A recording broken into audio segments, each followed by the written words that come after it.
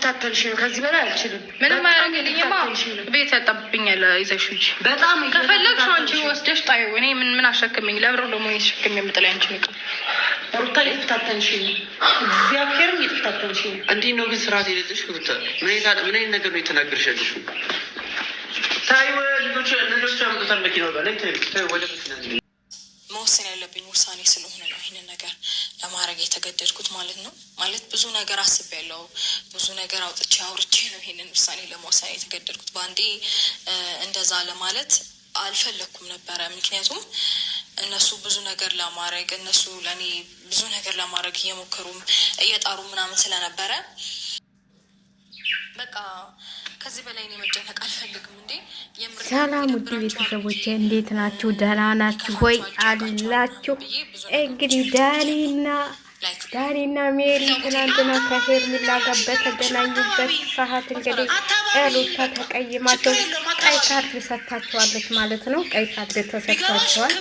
ያው ሆዲ ያባውን ብቅር ያወጣዋል የተባለው በፍራንክ አስመሰለች። ልካቸውን ነገርካቸው ማለት ነው። ያሰብሽውን ነው። እሱ እንኳን አትቀልጂ። ያሰብሻትን ነገር ነው።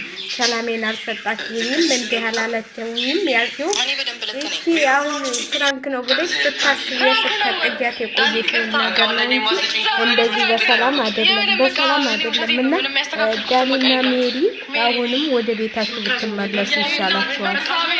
ምንም እንትን የሚራችሁ ነገር የለም ብዬ ነው የማስበው። እዚህ ጋር እንትን የምላችሁ ያሰበችውን ነገር ነው የነገረቻችሁ ማለት ነው። ፍራንክ አስመሰለችው እንጂ ያሰበችውን ነገር ነው የነገረቻችሁ እና ትክክል ነን ብላችሁ አትሰሙ። ከሰው ቤት ወጥታችሁ ከሰው ቤት ገብታችሁ ቤታችሁን ትታችሁ ከሰው ቤት መሆን የለባችሁም ብዬ ነው የማስበው ማለት ነው። በነገራችን ላይ አንዳንድ ሰዎች ማለት ነው በፍራንክ አስመስለው የሚነግሩን ነገሮች እና በቀልድ አስመስለው የሚነግሩን ነገሮች እኛን አይገባንም እንጂ በትክክለኛው ነገር ነው እንትን የሚለው ማለት ነው። እና ከልባቸው ያሰቡትን ነገር ነው የሚነግሩን ማለት ነው። በእነሱ እንኳን ባይሆን በሌላ ሰው አስመስለው የሚናገሩ ብዙ ሰዎችን ያጋጥመውኛል ማለት ነው።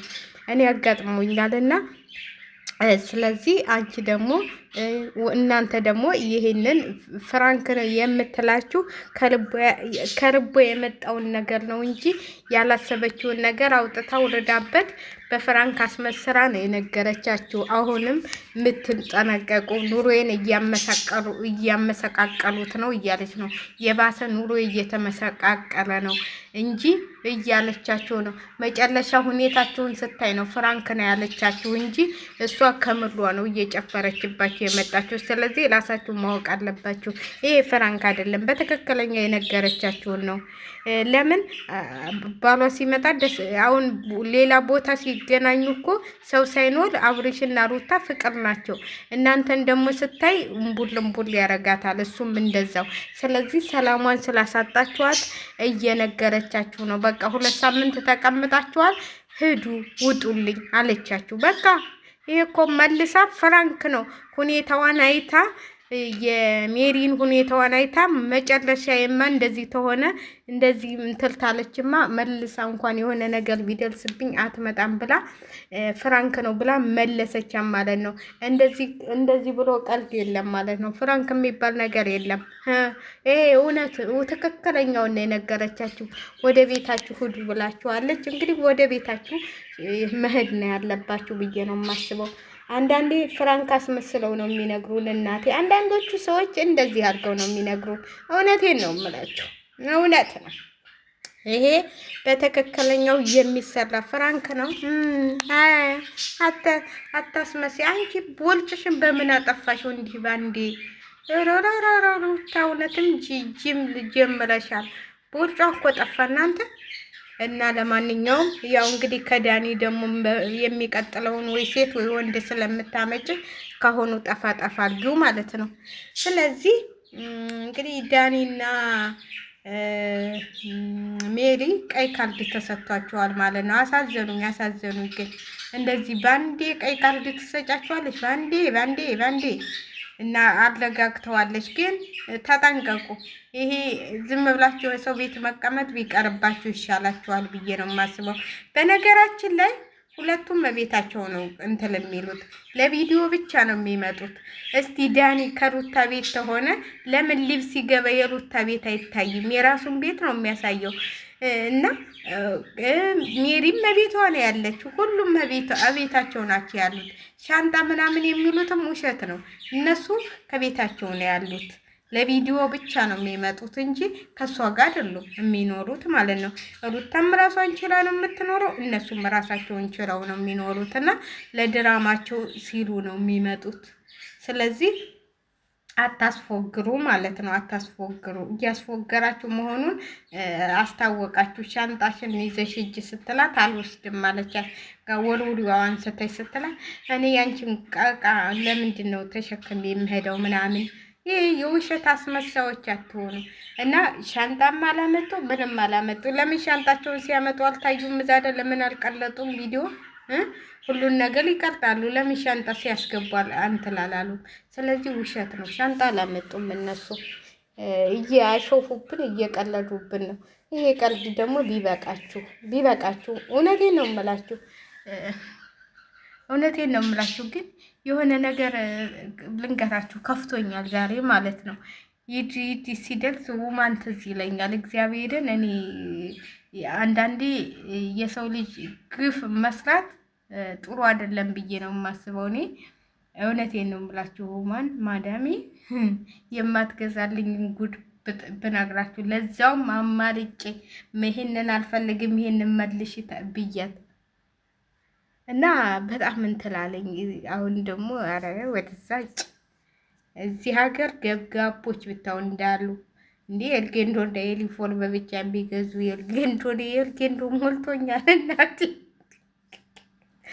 እና በነገራችን ላይ በጣም ነው የሚያሳዝኑት። እግዚአብሔርን እዚህ ሀገር የምትኖሩ